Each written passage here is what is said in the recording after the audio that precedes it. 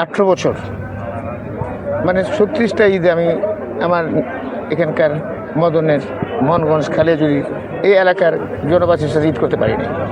আপনারা জানেন দীর্ঘ বছর 17.5 বছর আমি কিন্তু কারাগারে ছিলাম। আল্লাহ পাক আল্লাহর রহমতে খাস নিয়ামত কুদুর বরকতের জন্য আমি আজকে ছুটতে পারছি, আজকে আসছি। আমি অত্যন্ত আনন্দিত, আল্লাহর কাছে শুকর।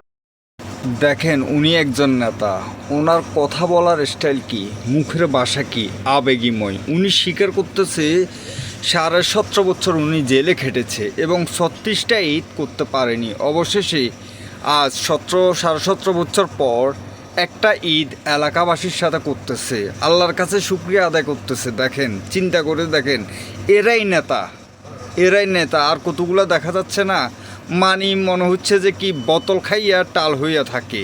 এরা হচ্ছে নেতা, এরা দলের জন্য কাজ করবে, এরা দলের জন্য জান প্রাণ দিয়ে চেষ্টা করবে দল এবং দেশ দুটোটাকে বাঁচানোর জন্যে।